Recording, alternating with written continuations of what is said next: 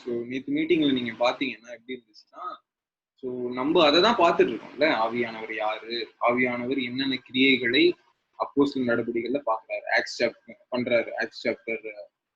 Chapter 2ல இருந்து நம்ம வாசிக்கிறோம். ஓகே, ஆவியானவர் என்ன பண்றாரு, அவர் பொழிந்த பிறகு அப்போஸ்தலர்கள் எப்படி தேவ வசனத்தை எடுத்து போதிக்கிறார்கள், பேசுறாங்க அப்படின்றது நம்ம தெளிவா பார்க்கக்கூடிய சுச்சுவேஷன், பார்க்கக்கூடிய விஷயங்கள் இருந்துச்சு. கரெக்டா? ஸோ இதைதான் பண்ணிட்டு இருக்கோம்.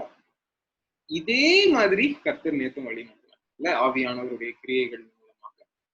ஓகே, ஸோ நமக்கு தேவையான வசனங்களை கொடுக்கறது மனிதர்கள் அல்ல. நான் இல்ல ஜெரமி இல்ல, ஆலன் இல்ல, ஷாரன் இல்ல. யார் கொடுக்குறா? ஆவியானவர் தான் கொடுக்குறா. ஆவியானவருக்கு நம்மளுடைய சரீரத்தை ஒப்பு கொடுத்துருங்க. புரியுதுங்களா? ஸோ அதான் ரோமன்ஸ் சாப்டர் 12ல போட்டு என்ன போட்டிருக்கு? ரோமன்ஸ் சாப்டர் 12:1ல நீங்கள் உங்கள் சரீரங்களை தேவனுக்கு ஜீவ பலியாய் ஒப்பு கொடுப்பதே புத்தியுள்ள ஆராதனை. ஓகே, உங்க சரீரத்தை நீ ஒப்பு கொடுக்காம என்னை பயன்படுத்துங்க உன்னை ஒப்பு கொடுக்கணும். ஜெரமி ஒப்பு கொடுத்திருக்காரு. ஓகே, அந்த மாதிரி ஒப்பு கொடுக்கும் போது ஆவியானவர் அவர் மூலமாக நம்ம கிட்ட பேசுறாரு. ஆவியானவர் அவருடைய லிப்ஸை யூஸ் பண்ணி, அவருடைய டங்கை யூஸ் பண்ணி கர்த்தர் நம்ம கிட்ட பேசுறாரு. ஸோ நாங்க இந்த பஞ்சாப் ட்ரிப்லாம், மிஷினரி ட்ரிப்ஸ் அந்த மாதிரி போகும்போது நான் ஏதாவது ஒரு டாபிக் யோசிச்சுட்டு இருப்பேன். ஓகே, அந்த டாபிக்ல நான் ப்ரீச் பண்ணலாம் அப்படின்னு யோசிச்சுட்டு இருப்பேன். ஜெரமி வந்துட்டு நீங்க இந்த டாபிக்ல ப்ரீச் பண்ணா நல்லா இருக்கும். ஓகே, ஒரு வாரம் முன்னாடியே கடவுள் எனக்கு அந்த இதை கொடுத்துருவாரு. அதே மாதிரி இப்போ அந்த சர்ச்ல என்ன பேசும்படிக்கு சொல்லுறதுக்கு முன்னாடி ஒரு 2 வாரம் முன்னாடியே எதுக்கு நான் ப்ரிப்பேர் பண்றேன்னே தெரியாது, ஒரு டாபிக்கை கர்த்தர் எனக்கு காமிச்சிருவாரு. அந்த டாபிக்கை நான் ப்ரிப்பேர் பண்ணிட்டே இருப்பேன். ஜெரமி என்ன நீங்க ஷேர் பண்ணுங்க போறோம்னா அந்த டாபிக்கை ஷேர் பண்ணணும் இதாவது கிளியரா எனக்கு வெளிப்படுத்திடுவார் ஆவியானவர் மூலமா. ஸோ அந்த டாபிக் ஷேர் பண்ணும்போது அநேக பேருக்கு அது பிளஸிங்கா இருக்கும். ஸோ ஆவியானவர் நம்மளை வழி நடத்துவார். ஓகே, ஸோ அன்னைக்கு முந்தானத்தை நம்ம பார்த்தோம்ல, ப்ரொவிஷன். ஓகே, நமக்கு தேவையான வார்த்தைகளை முன்னதாகவே அவர் ஆயுதம் பண்ணி நமக்காக கொடுக்க அவர் ஆயுதம். ஓகே, நீங்க ஒரு மீட்டிங்க்கு போவீங்க, இப்படி போனேன், மழை பெஞ்சதுன்னு இந்த மீட்டிங்குள்ள போனேன் அப்படின்னு நீங்க நினைச்சிருக்கலாம். ஆனா கர்த்தர் உங்களை அங்க மழை பெய்ய வச்சு அங்க வச்சு உங்களுக்கான வார்த்தையை முன்னாடியே அந்த பிரசங்கியாருக்கு கொடுத்து உங்களை ரட்சிக்கப்படும்படியாக செய்திருக்காரு. ஓகே, நிறைய பேர் சாட்சி கேட்டிருக்கீங்களா? நான் மழை பெஞ்சதுன்னு ஒரு மீட்டிங்ல ஷாமினா போட்டிருந்தாங்க, அங்க போனா எனக்குனே பேச மாதிரி இருந்துச்சு, ரட்சிக்கப்பட்டேன். இப்ப நான் கிறிஸ்டியன், ஃபர்ஸ்ட் இந்துவா இருந்தேன், பரம்பரை இந்துவா இருந்தேன், இப்ப கிறிஸ்டியன், நான் பூசாரியா இருந்தேன். இந்த மாதிரி நிறைய சாட்சிகள் நம்ம பாக்குறோம். எப்படி தேவனுடைய அநாதி தீர்மானத்தின் நிமித்தம் கர்த்தர் நம்மை இழுக்கிறார். ஓகே, சோ இன்னைக்கு பேசேஜ் வாசிங்களா? எஸ். ஓகே, அப்போஸ்தலர் 7:37-53 வரைக்கும் இல்ல, லேட்டா தான் அமிச்சேன். யாராவது சீக்கிரமா கேட்டிருந்தீங்கன்னா அமிச்சிருப்பேன். அதாவது நிறைய பேர் பிளான் பண்ணிட்டாங்கன்னு நினைக்கிறேன் இன்னைக்கு நம்ம ஜாயின் பண்ண. அதனால யாரும் ஒன்றும் கேட்கல. இது பரவாயில்ல, இருக்கிறவங்களை ஆசீர்வதிப்பாங்க. நம்ம 37வது வசனத்துல ஆக்சுவலா மோசேவுடைய வாழ்க்கையை குறித்து நம்ம பார்த்துட்டு இருக்கோம். மோசேவை கர்த்தர் இப்படி அழைத்தாரு.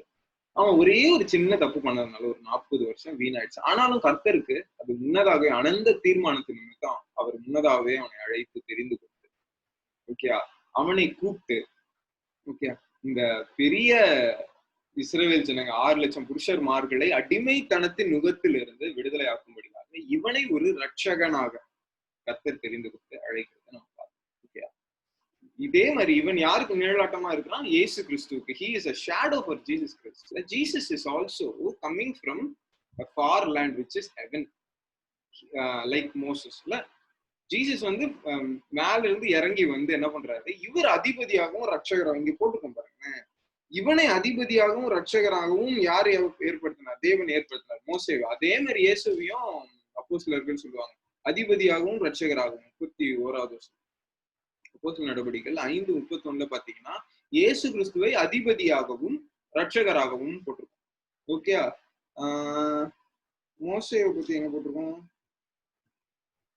நேற்று படிச்சோம், ஆக்சுவலா இந்த நேற்று.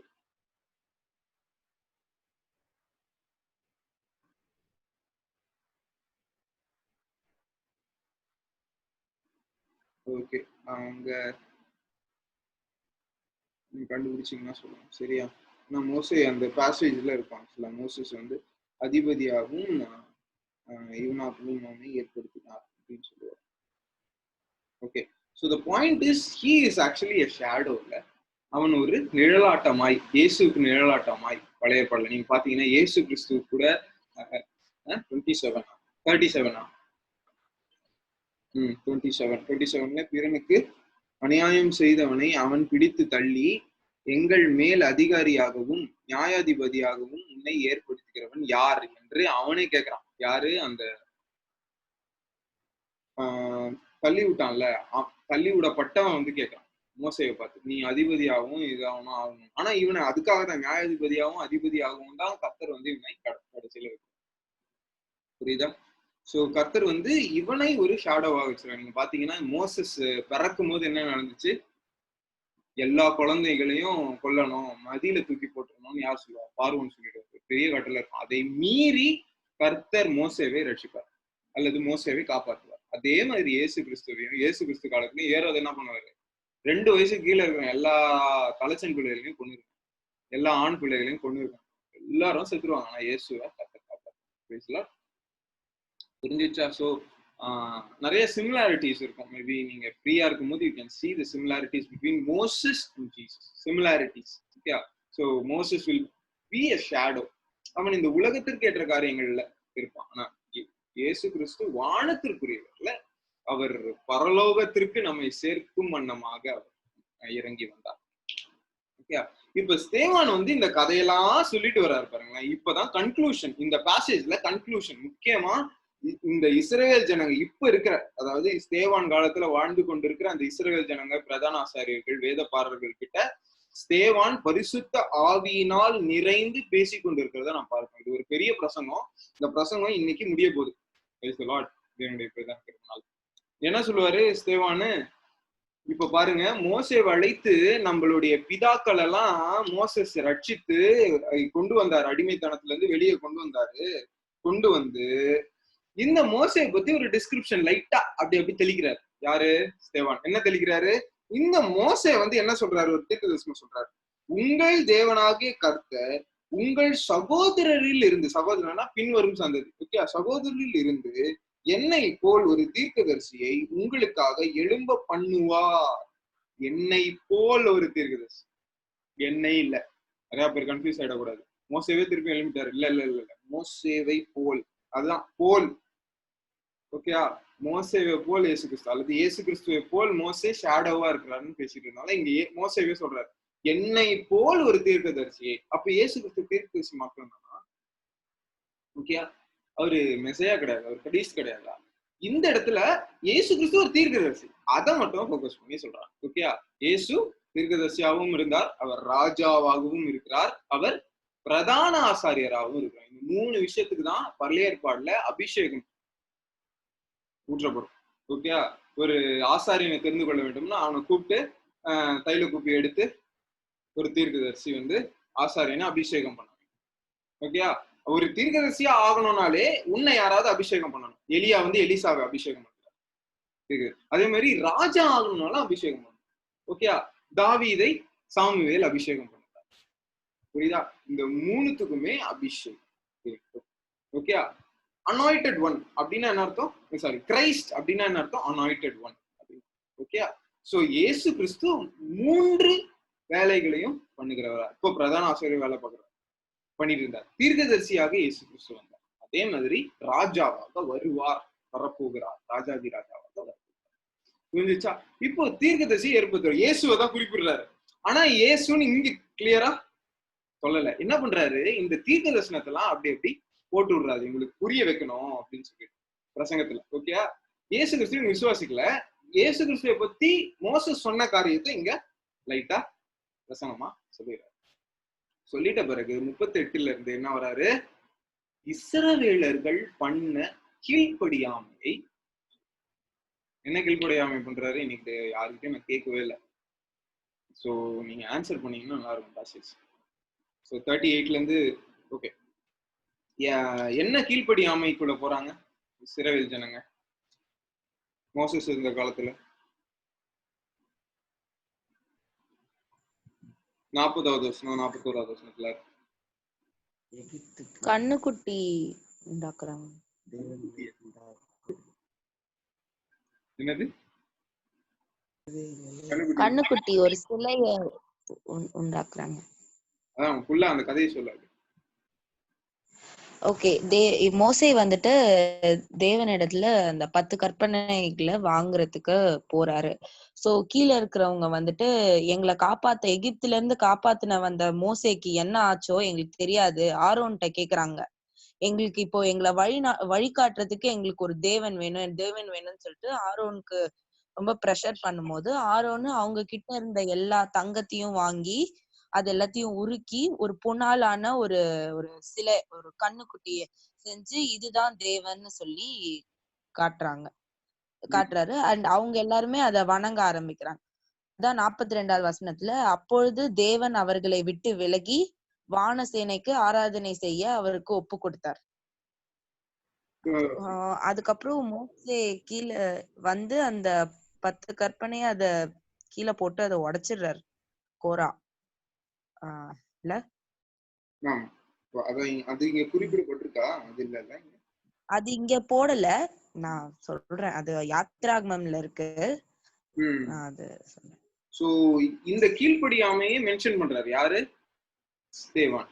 ஓகே, இந்த ஸ்தேவான் என்ன பண்றாரு? இந்த கீழ்ப்படியாமையை மென்ஷன் பண்ணிட்டு ஒரு தீர்க்க தரிசன வசனத்தை கோட் பண்றாரு. இந்த வசனம் எங்க இருக்கு? ஓகே, தீர்க்க தரிசன வசனம் எங்க இருந்து ஆரம்பிக்குது? அதை குறித்து அப்படின்னு வருது இல்ல, அங்கதான் ஸ்டார்ட் பண்றாரு தீர்க்க தரிசன வசனம். அதை குறித்து, இஸ்ரவேல் வம்சத்தாரே, நீங்கள் வனாந்திரத்திலிருந்து 40 வருஷம் வரையில் காணிக்கைகளையும் பலிகளையும் எனக்கு செலுத்தினீர்களோ என்றும் பணிந்து கொள்ளும்படி நீங்கள் உண்டாக்கின சுரூபங்களாகிய மோலேக்கினுடைய கூடாரத்தையும் உங்கள் தேவனாகிய ரெம்பான் என்னும் நட்சத்திர சுரூபம், மோலேக்கு தேவர்கள், இந்த மாதிரி வானத்தின் வஸ்துகள் மாதிரி வைத்து வணங்குகிறத நம்ம பார்க்கிறோம். ஓகே, இவங்க வந்து என்ன பண்றாங்க? வணங்கும் போது இந்த காரியத்தை பண்றதுனால இவங்களுக்கு அடிமைத்தனத்தை மறுபடியும் கர்த்தர் அனுமதிக்கிறார், ஒப்பு கொடுக்கிறார். ஓகே, சோ இந்த மாதிரி பண்ணும்போது தேவன் அவர்களுக்கு வந்து ஒரு அடிமைத்தன முகத்தை கொடுத்துடுறாரு பாபிலோன்ல சிறையிருப்போம். உடனே பண்ணல. ஓகே, வனாந்தரத்துல நிறைய நேரம் கஷ்டப்படுறாங்க எல்லாம். இவங்க எப்போ தேவனை விட்டு விலகுறாங்களோ அப்போ இவங்களுக்கு பனிஷ்மெண்ட். சோ இந்த வசனம் எங்க போட்டிருக்கு?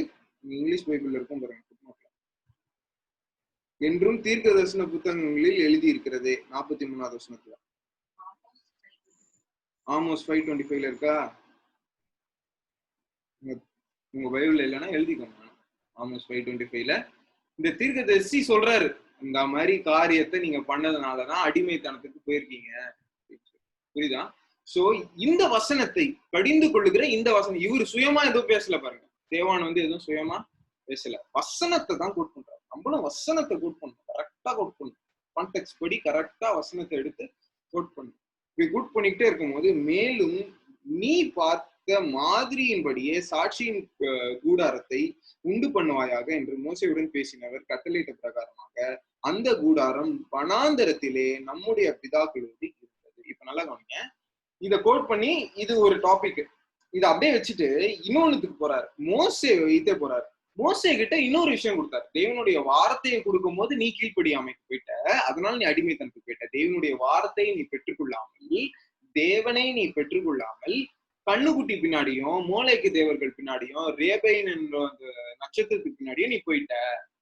ஓகேயா? இப்போ வார்த்தைக்கு நீ செவி கொடுக்கல, அதே நேரத்துல தேவன் வந்து நான் வந்து உன்னிடத்துல வாசம் பண்ணுகிறேன் அப்படி சொல்றாரு. புரியுதா? நான் உன்னிடத்துல வந்து வாசம் பண்ணுகிறது என்ன பண்ணாரு? இஸ்ரேல் ஜனங்களுடைய பாளையத்துல காட் வந்து டுவெல் பண்ணணும்னு இஸ்ரேல் பாளையத்துக்குள்ள நடுவுல என்ன கட்ட சொன்னாரு மோசேவே? கூடாரம், சாட்சியின் கூடாரம். என்ன கூடாரம்? சாட்சியின் கூடாரம்னு இங்க போட்டிருக்கு. ஆசரிப்பு கூடாரம் சொல்லுவாங்க. டாபர்னாக்கிள், இந்த டாபர்னாக்கிள்ல இந்த 3 பகுதி இருக்கும். பிரகாரம், பரிசுத்த ஸ்தலம், மகா பரிசுத்த ஸ்தலம். மகா பரிசுத்த ஸ்தலத்துலதான் தேவனுடைய மகிமை வந்து இறங்கும். மர்சி சீட்ல வந்து இறங்கும். எபிரேயர் படிக்கும்போது படிக்கலாம். Okay okay. இப்ப இந்த கூடாரத்துல என்ன நடக்கு? ஆக்சுவலா இந்த கூடாரம் எதை மீன் பண்ணுது? நான் உங்கள் மத்தியில் வாசம் பண்ண ஆசைப்படுறேன் அப்படின்றதுக்கு தான் இந்த கூடாரத்தை கடவுள் வந்து கொடுத்தாரு. ஆனா இவங்க என்ன பண்றாங்க? மறுபடியும் 15வது வசனம் வாசி. 45 மேலும் யோசுவாவுடனே கூட நம்முடைய பிதாக்கள் அதை பெற்றுக்கொண்டு தேவன் அவர்களுக்கு முன்பாக துரத்திவிட்ட புறஜாதிகளுடைய தேசத்தை அவர்கள் கட்டிக்கொள்ளுகையில் அதை அந்த தேசத்தில் கொண்டு வந்து தாவீதின் நாள் வரைக்கும் வைத்திருந்தார்கள். கூடாரத்தை தூக்க முடியும். ஓகே, தேவனுடைய பிரசன்னத்தை தூக்க முடியும். அதாவது தேவனுடைய பிரசன்னத்துல கூடாரத்தை தூக்க முடியும். தூக்கிட்டு கொண்டு போய் தாவீது நாட்கள் வரைக்கும் இதை வச்சிருந்தாங்க. தாவீது ஒரு நாள் என்ன பண்றாரு, நான் நல்லா அரண்மனையில ஜாலியா இருக்கிறேன், அந்த தேவனுடைய பெட்டி, கர்த்தருடைய பெட்டி அல்லது கர்த்தருடைய பிரசனம் கூடாரத்துல இருக்கும். நான் தேவனே உனக்கு ஒரு ஆலயத்தை கட்டுவேன் அப்படின்னு சொல்லிட்டு தீர்க்கதரிசியாக நாத்தான்வேலை கூப்பிட்டு நான் ஒரு ஆலயத்தை கட்டவா, தேவன் இதை நல்ல யோசனை அப்படின்னு சொல்றாரு. சோ தேவனுடைய மனதில் இருக்கிற காரியத்தை தாவீது செய்கிறதுனால தேவனுடைய மனதுக்கு ஏற்றவன் என்ற பெயரைய தாவீது வாங்க. கரெக்டா? சோ தாவீது அதை கட்டல. தாவீதுடைய மகனாகிய சாமுவேல் ஒரு பெரிய பிரம்மாண்டமான ஆலயத்தை கட்ட. இதோடைய செட்டப் எப்படின்னா, டேபர்னாக்கிள் சின்னதா இருக்கும், ஆலயம் பெருசா இருக்கும், அவ்வளவுதான். ஓகே, கொஞ்சம் நிறைய தங்கம், கொஞ்சம் நிறைய வெள்ளி, கொஞ்சம் நிறைய ஐவரி, கொஞ்சம் நிறைய தேக்கு, சீடர், இந்த மாதிரி நிறைய காரியங்கள் இருக்கும்.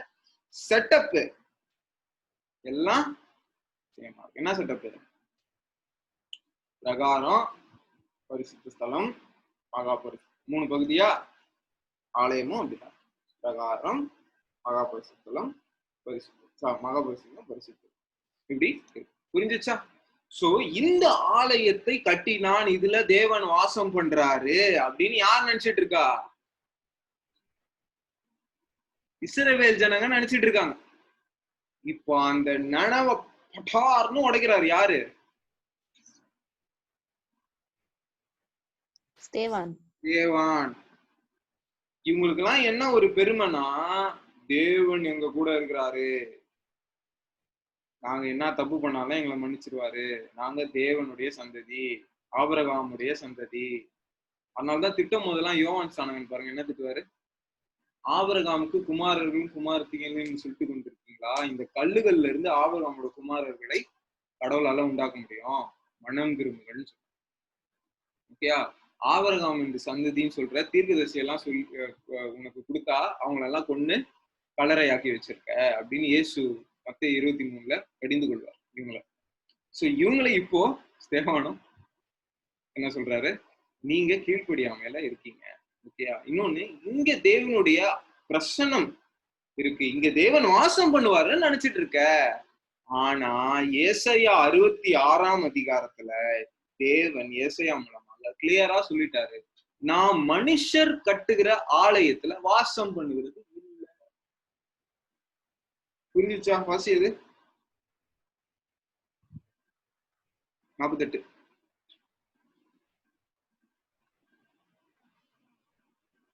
ஆக்சுப்பா 48. Aux chapter 48. ஆக்ஸ் இல்ல, ஐசாயா தானே? இல்ல ஆக்ஸ் சாப்டர் 7. அது ஐசாயால இருக்குறத நீங்க ஸ்தேவான் 48 49 வருஷம். ஆகிலும் உன்னதமானவர் கைகளினால் செய்யப்பட்ட ஆலயங்கள் வாசமாயிரார். வானம் எனக்கு சிங்காசனமும் பூமி எனக்கு பாதபடியுமாய் இருக்கிறது. எனக்காக நீங்கள் எப்படிப்பட்ட வீட்டை கட்டுவீர்கள்? நான் தங்கி இருக்கத்தக்க ஸ்தலம் எது? புரிஞ்சுச்சா? சோ தேவன் ஏதோ ஒரு கல்லுக்குள்ளேயோ ஒரு பெரிய கட்டிடமாகிய ஒரு சர்ச்சுக்குள்ளேயோ வாசம் பண்ணுகிறது இல்ல. He will not dwell. You can feel his presence. Okay, when you worship him, he comes. அவருடைய நாமத்தினால 2 பேர் 3 பேர் கூடி இருந்தாங்களோ, இல்ல அவரை துதிக்கும் போது, அவரை கூப்பிடும் போது, அவர் நாமத்தை நாம் உச்சரித்து அவரை கூப்பிடும் போது அவர் பிரசன்னம் நம்மளால உணர்ந்து கொள்ள முடியுது. Yes, but it doesn't mean that he is living in that place. Place ஸ்பெசிபிக்கா அவரு வாசம் பண்ணுகிறது இல்லை. பழைய ஏற்பாடுல இருக்கிற பிரச்சனையே என்ன? அதுக்குதான் இங்க ஸ்தேவான் ஒரு விஷயம் சொல்றாரு. நான் அது இன்னொரு வாட்டி பார்க்கலாம், டியூஸ்டே சொன்னேன், இன்னொரு வாட்டி பார்க்கலாம் அப்படின்னு நான் சொன்னேன்ல. என்ன சொல்றாரு, மோசேவை எரிய பூச்செடியில இருக்கும்போது மோசேவை அழைக்கிறார். தேவன் அழைக்கும் போது என்ன சொல்றாரு, நீ நிற்கிற பூமி பரிசுத்தம், அதனால நீ என்ன பண்ணணும், செருப்ப கலட்டு அப்படி சொல்றாருல. சோ இது பழைய ஏற்பாட்டுல கர்த்தர் ஒரு பிக்சரை காட்டுறாரு. பரிசுத்த ஸ்தலத்துல நீ பரிசுத்தமா இருக்க வேண்டியும், கலக்க வேண்டிய எல்லா காரியத்தையும் கலட்டு, அழுக்கான எந்த காரியமும் உனக்குள்ள இருக்கக்கூடாது. உனக்கு வெளியில, அதான் வெளிப்புறமா, ஓகே, வெளியில இந்த சென்ஸ் நமக்கு நியூ டெஸ்டமெண்ட்ல உள்ள, ஓகே. இப்போ பழைய ஏற்பாடுல வந்துட்டு நீ வந்து ஆசாரியன் ட்ரெஸ் எல்லாம் பாத்தீங்கன்னா ஒயிட்ல இருக்கணும், லைட்டா ஒரு பிளாக் டாட் இருந்தா கூட நீ பரிசுத்த தலத்துக்கு போனா உன்னை அடிச்சிடும், நீ செத்துரும், பரிசுத்தம் இல்லை அப்படி சொல்லுது, ஓகேயா. சோ வெளிப்புறமா இருந்த அந்த காரியம் எதை குறிக்கிறது, புதிய ஏற்பாடுல உட்புறமாய், ஓகே, உங்களுக்கு கரை இல்லாமல், குற்றம் இல்லாமல், without sprinkle dots, sorry wrinkle dots or blemish எதுவுமே இல்லாம பரிசுத்தமாய் வாழ்க்கை வாழ வேண்டும் அப்படின்ற பிக்சரை பழைய ஏற்பாடுல காட்டுறாங்க. பழைய ஏற்பாடு இஸ் a shadow, ஓகே. அது நல்லா புரிஞ்சுக்கோங்க, ஓகே. என்ன ஒரு வசனம் வேணா காட்டுறேன். ஹீப்ரூஸ் சாப்டர்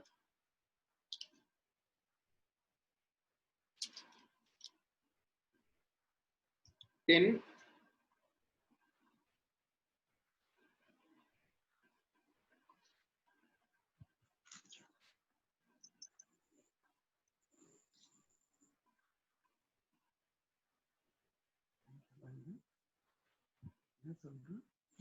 ஃபர்ஸ்ட்ல இருந்து வாசி. இப்படி இருக்க நியாயப்பிரமாணமானது வரப்போகிற நன்மைகளின் பொருளாயிராமல் அவைகளின் நிழலாய் மாத்திரம் இருக்கிறபடியால் வருஷந்தோறும் இடைவிடாமல் செலுத்தப்பட்டு வருகிற ஒரே விதமான பலிகளினாலே அவைகளை செலுத்த வருகிறவர்களை ஒரு காலம் பூரணப்படுத்த மாட்டாது. நிழலாய் மாத்திரம், வரக்கூடிய காரியங்களுடைய நிழலா இருக்காது, ஓகே. இட் இஸ், அதுல மீனிங் இருக்கே தவிர, அது வந்து ஒரு ஷேடோவா இருக்கே தவிர, அதுவே இது கிடையாது, அதுவே சொல்யூஷன் கிடையாது. நியாய பிரமாணத்துல என்ன இருக்கு, ஃபார் எக்ஸாம்பிள் இந்த டேபர்நாக்கிள் இருக்கு, ஆலயம் கட்டுக்கக்கூடிய காரியங்கள் இருக்கு. ஸோ இந்த மாதிரி காரியங்கள்லாம் எதற்காக, நிழலாக. இங்க 8ஆம் அதிகாரம், எபிரேயர் 8ஆம் அதிகாரம் 5வது வசனம்.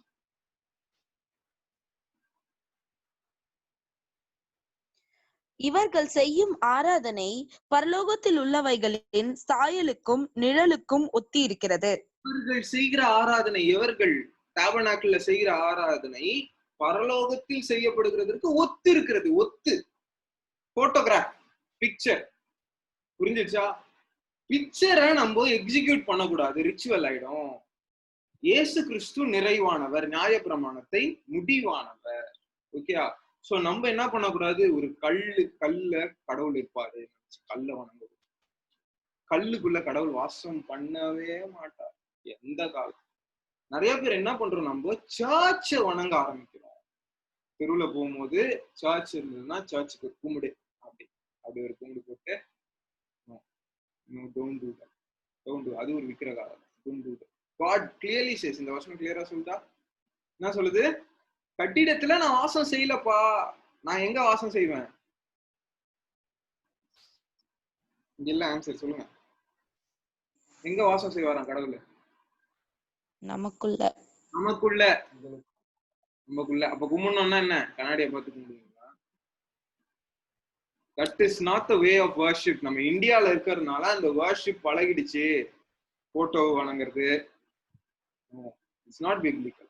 எங்கேயுமே போட்டோவை வணங்கணும்னு போடல, கல்லை வணங்கணும் போடல, சுரூபத்தை வணங்கணும்னு போடல, புரியுதா?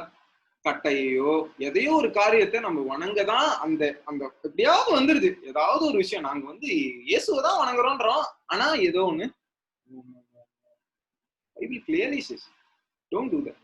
இஸ்ரவேல் ஜனங்க அததான் பண்ணாங்க இல்ல. நாங்க இந்த கண்ணுக்குட்டியை பார்த்து என்ன சினிமா சொன்னாங்க, அதுதான் ஒழிக்கவே முடியாது யாராலையும். இந்த கண்ணுக்குட்டியை பார்த்து, இந்த கண்ணுக்குட்டி தான் எங்களை இது எகிப்துல 10 வாதை கொடுத்து கொண்டு வந்துச்சு, அது இவன் கையினாலதான் செஞ்சான். ஆரோன் தான் என்ன பண்றான், இவன் மனுஷன் கையினால செய்யப்பட்ட ஒரு விஷயத்தை நீ வணங்கவே வணங்காத, நீ மனுஷனுடைய கிரியையை வணங்குறா, அல்லது மனுஷனை வணங்குறே தவிர தேவனை நீ வணங்கவில்லை. புரிஞ்சிச்சா? எத்தனை பேர் ஒத்துக்கிறீங்க? என்ன அஜய்,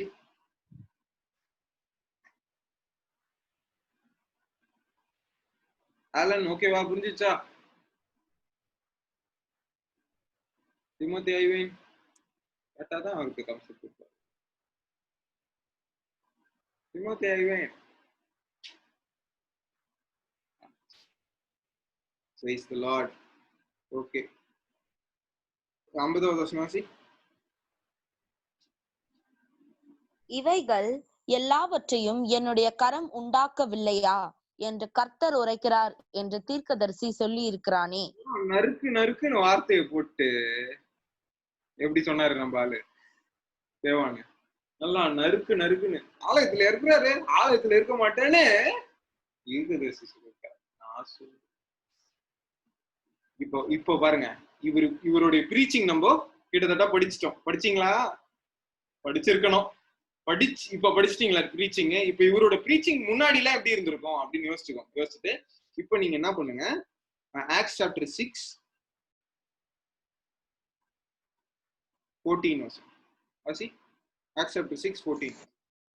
எப்படி என்றால், நசரேனாகிய அந்த இயேசு இந்த ஸ்தலத்தை அழித்து போட்டு மோசே நமக்கு கொடுத்த முறைமைகளை மாற்றுவான் என்று இவன் சொல்ல கேட்டோம் என்றார்கள். புரிஞ்சுச்சா? இந்த ஸ்தலத்தை, எந்த ஸ்தலம்? இவருடைய பிரீச்சிங் எப்படி இருக்கு பாருங்க. இவருடைய பிரீச்சிங்கோட கன்க்ளூஷன் என்னன்னா, கடவுள் இப்போ சர்ச்சில் இல்ல, டாபர்னாக்கிள்ல இல்ல, எதுல இருக்கிறாரு? ஆவியானவர் மூலமா நமக்குள்ள வாசம். இதுதான் டாபிக். இது அவங்களுக்கு எப்படி இருக்கு? மோசே சொன்ன கட்டளைய நீ கான்ட்ரடிக்ட் பண்ற. புரியுதா? They didn't understand one thing.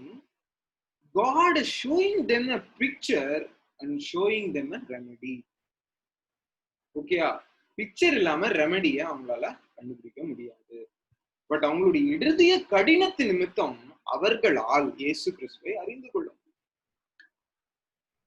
புரியுதா?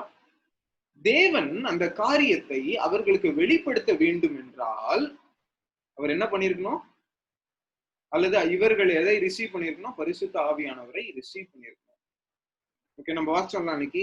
ஓகே, நல்லா இருக்கும். இன்னைக்கு நான் வாசிச்சேன் 1 கொரிந்தியர் 2ஆம் அதிகாரம் நம்ம வாசிச்சோம்ல. வாசி. 1 கொரிந்தியர் 2ஆம் அதிகாரம் 9-10 வாசி ஃபர்ஸ்ட்.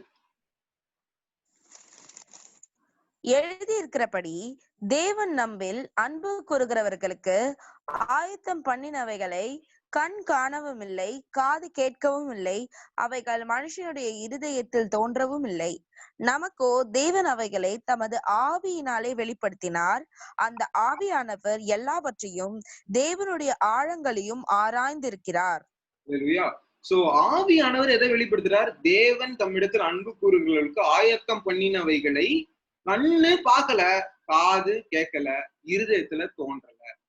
ஆனா எப்படி நமக்கு வெளிப்பட்டுச்சு? எப்படி நம்மளால அறிய முடிஞ்சது? பரிசுத்த ஆவியானவர் நமக்குள்ள ஊற்றப்பட்டதுனால நம்மளால தேவன் நமக்கு வைத்த காரியத்தை அறிந்து கொள்ள முடியும். தேவன் நமக்கு வைத்த காரியம் என்ன? 7வது வருஷம்.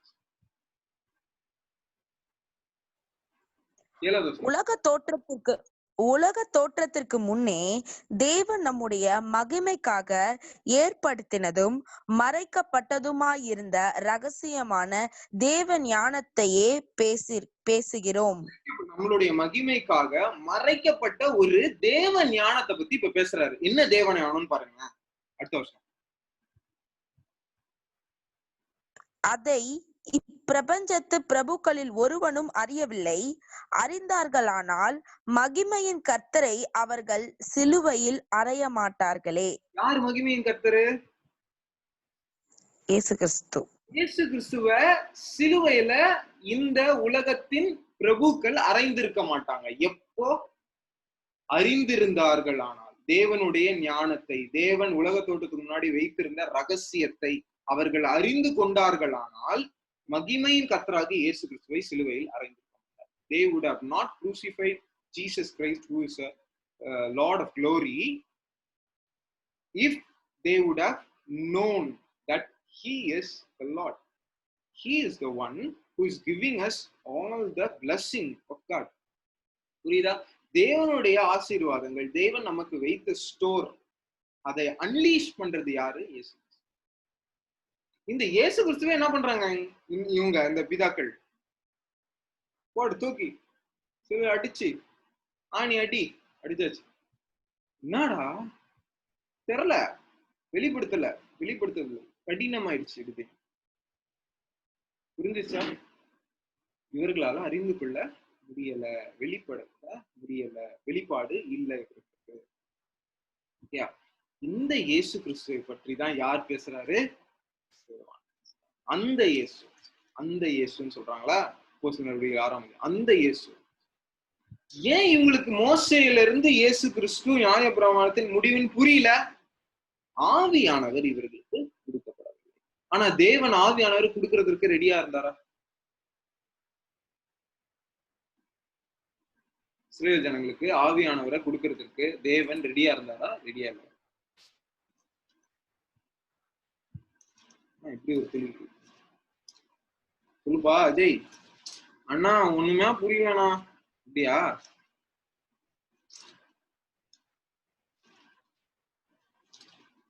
ஜெய் சீக்கிரம் 4 நிமிஷம் தான் இருக்கு. புரியுதா? சூப்பர். சரி, ஏன் இவர்களுக்கு ஆவியானவர் கொடுக்கப்படவில்லை என்பதை நம்ம பார்ப்போம். ஓகே, வாசிங்க எபிரேயர் 3ஆம் அதிகாரம் 15வது.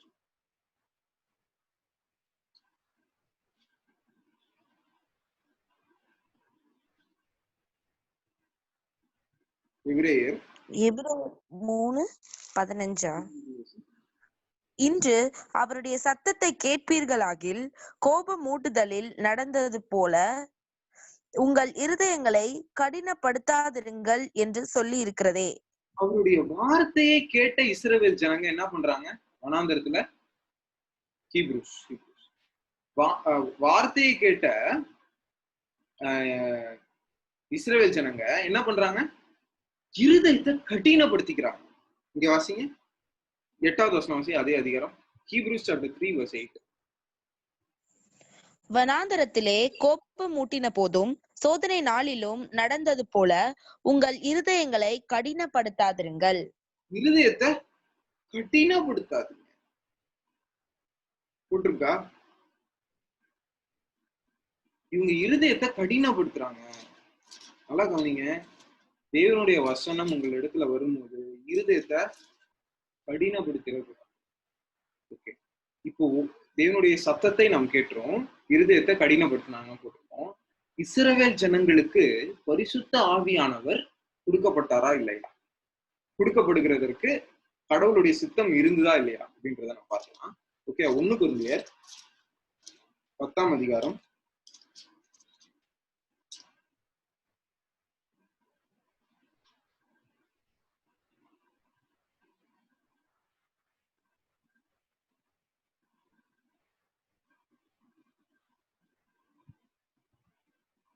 9வது வசனம். அவர்களில் சிலர் கிறிஸ்துவை பரீட்சை பார்த்து பாம்புகளால் அழிக்கப்பட்டார்கள். அதுபோல நாமும் கிறிஸ்துவை பரீட்சை பாராதிருப்போமாக. அடுத்த வசனம். அவர்களில் சிலர் முறுமுறுத்து சங்காரக்காரனாலே அழிக்கப்பட்டார்கள். அதுபோல நீங்களும் முறுமுறுக்காதிருங்கள். ஓகே, இதே ஆவியானவரை துக்கப்படுத்தினார்கள். அதையும் நான் வாசிக்கிறேன். ஆனா இங்க நீங்க யோசிச்சு பாத்தீங்களா? கிறிஸ்து அங்க இருக்கிறாரா? ஜீசஸ் 4வது வசனம் வாசி. அதேதான். எல்லாரும் ஒரே ஞானபானத்தை குடித்தார்கள். எப்படி எனில் அவர்களோடு கூட சென்ற ஞான கண்மலையின் தண்ணீரை குடித்தார்கள். அந்த கண்மலை கிறிஸ்துவே. கண்மலை கிறிஸ்துவா? புரியுதா? அப்போ இஸ்ரவேல் ஜனங்கள் கூட இந்த கண்மலையாகிய கிறிஸ்து கூட வராரு. ஓகே, முன்னாடி வசனம் வாசி, 3வது வசனம். எல்லாரும் ஒரே ஞான போஜனத்தை புசித்தார்கள். 2வது வசனம். எல்லாரும் மோசேக்குள்ளாக மேகத்தினாலும் சமுத்திரத்தினாலும் ஞானஸ்தானம் பண்ணப்பட்டார்கள். நல்லா கவனிங்க. பொறுமையா வாசிப்பான், ஒவ்வொரு வார்த்தையை வாசி.